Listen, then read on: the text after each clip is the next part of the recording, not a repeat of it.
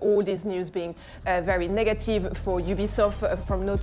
From City, they said that 2023, from a financial perspective, is looking like an effect. The roadmap update itself promises continuous bug fixes, quality of life improvements, and more. And yet this game is still plagued by rampant crashing. And if the developers knew what it was, it would have been fixed a long time ago. But nobody knows what it is. Oh, it started.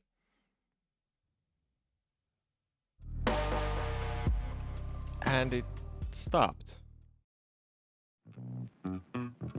Citing the impact of the pandemic and the fallout from the harassment scandal, Ubisoft has reported a loss of over 1 billion in the last fiscal year.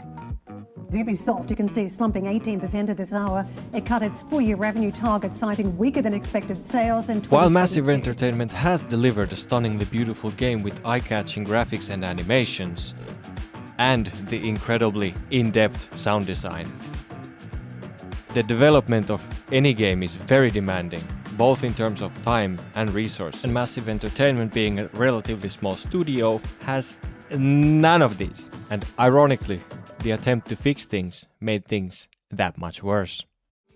Ubisoft has admittedly broken the Division 2's build generation system and can no longer update the game until the system has been rebuilt from the ground up. The very thing that was designed to release an update has broken so badly that the game cannot be updated. And the poor development team has sunk in hundreds of man-hours to get this to work. And they finally did. And now a good portion of the game has a really nice 1-second delay to everything that you do. And the lag is caused by a new XP farm glitch, which got reported to the devs already, and they noted they are looking into it. And this affects the Summit, Manning National Zoo, Coney Island, Camp White Oak, the Pentagon, and DARPA.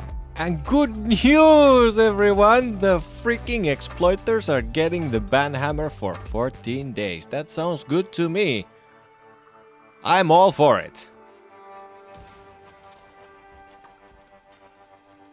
You can even feel a buffer of latency in the open world, and you might have noticed sometimes your character do these weird 360s. That's not normal. Normal. Broken is the new normal. Now we could end the video right there with a negative rant about how broken this game is. But I did what no reasonable person does, and I studied why this video game might be broken. So the main reason why video game engines can be buggy is that they are often developed under tight deadlines and with limited resources.